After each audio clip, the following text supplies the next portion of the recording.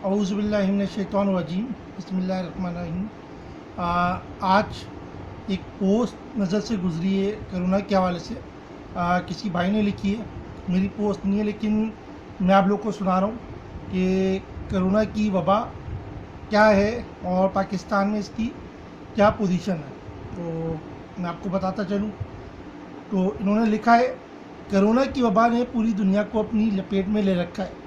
علامتیں بھی ایک ہیں، یعنی خشک کھانسی، نزلہ اور تیز بخار۔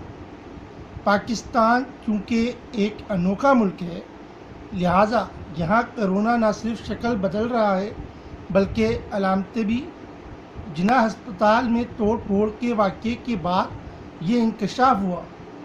کرونا کی ایک علامت فوڈ پوائزن بھی ہے، یعنی الٹی اور موشن۔ اس کے بعد بھائی لکھتے ہیں، جس کی وجہ سے مریض جاں بحق ہو گیا۔ اب مجھے ڈر یہ ہے کہ اس طرح کے مزید 2-4 واقعات اور ہو گئے تو کرونا پھر سے رنگ بدلے گا اور نئی علامات کے ساتھ نمودار ہوگا، جیسے دل کا دورہ، گردوں کا فیل ہو جانا، یعنی وزیر اعلیٰ سندھ کے بہنوئی کا انتقال۔ کینسر تو ویسے بھی پاکستان میں کرونا کی کامن علامت ہے۔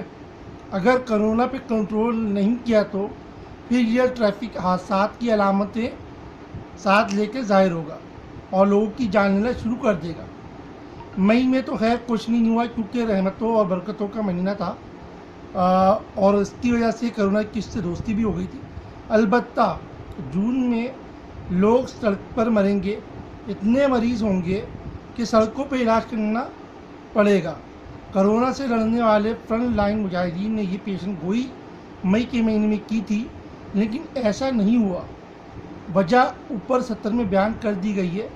جون کا مہینہ بہت اہم ہونے والا ہے، جس میں کرونا نئی علامتوں کے ساتھ نمودار ہوگا، اور جولائی کے مہینے کے علامات اور بارش کرنے لگنا بھی ہو سکتی ہے۔ اگست کا مہینہ تو ویسے بھی آزادی کا ہوتا ہے، اس میں کچھ اور علامتیں ہوں گی۔ عید الاضحیٰ میں کرونا کی علامت گائے، بکرے، دمبے وغیرہ سے ہو سکتی ہیں۔